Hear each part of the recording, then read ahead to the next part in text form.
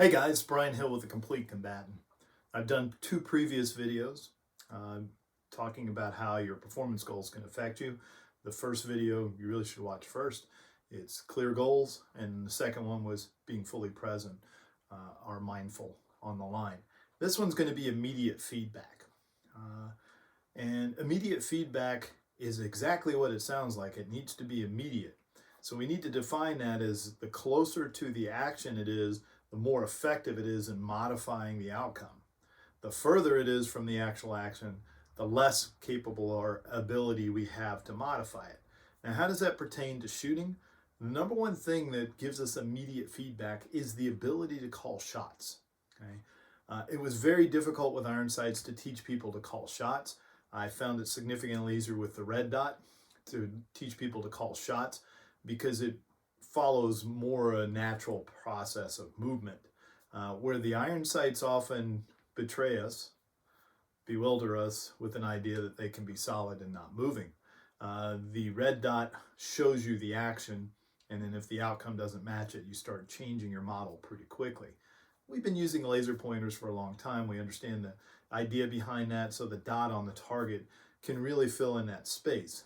I use a very probably a 2-hour process of teaching people to call their shots. And what I've done is borrowed from other people who do a really good job at it, added some of my own spice to it, and taught people how to do it. And we're getting great results with it because it gives you something to do.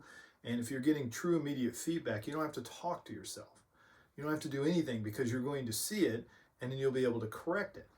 And the more often you're able to correct the problem before it happens, which we call preemption, the better your overall learning will be in the long run. The problem is when we wait too long from it. So imagine you shoot and then you look at the target, you come back. We know that costs 3/4 of a second, as much as a second and a half, and it doesn't give you the feedback. We need at least less than 1/4 of a second. But if I drive the dot out and I see it lift, wherever it lifts from is where the bullet goes. And what I need to do is practice on the range to make sure that's true. I've got to learn to believe it. There are a lot of people that shoot that don't actually see the shooting process. They get up to the point and they say now, and then they stop recording and they think about something else, the outcome. And what happens is the gun moves and they're not paying attention and they can't feel it, so they don't do it. They'll do subsequent drills like, ball and dummy drill or, taping over the optic just to change to the novelty of it, but it wears off quickly. Novel training is good to make a breakthrough, but it can't be consistent for long periods of time. That's why when you buy a new gun, you shoot better for a little bit of time because you're really paying attention.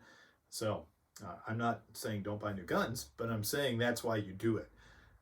When you're doing immediate feedback, it gives us a sense of control, and it allows us to practice in a way that represents what's really happening. And we know when we need to make up a shot, we know when we're doing well, and at the end of the day, then we know in our heart exactly what happened.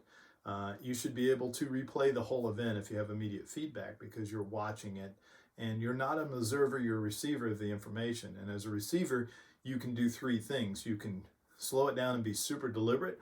So maybe I'm shooting B8s at 25 yards. It's a very deliberate methodology.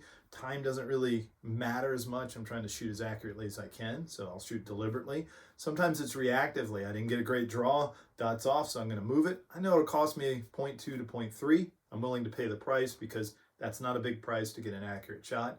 And then sometimes it's predictively. Everything feels good. Dot comes in from 12 o'clock. Second it enters the target. It's never still. I press the trigger because I know it'll end up in the middle. I watch the dot lift. As it leaves the screen or out of my vision, it's going up straight. When it comes back down, I've already prepped the trigger and I'm ready to go. So shot calling has a lot to do with trigger cycle.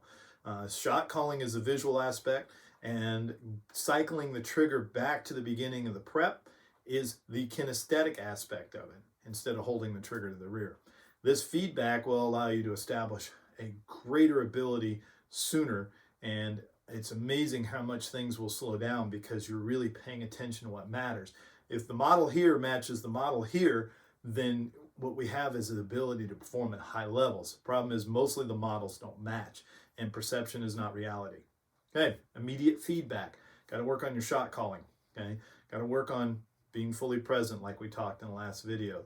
But we really want to work on modeling it. If you can't close your eyes and see exactly what it looks like when you draw the pistol and make a good shot, and program that, and also program how it feels, immediate feedback will be beyond your grasp, and you'll have to shoot slower. So where most of the argument comes from, you need to slow down and get your hits.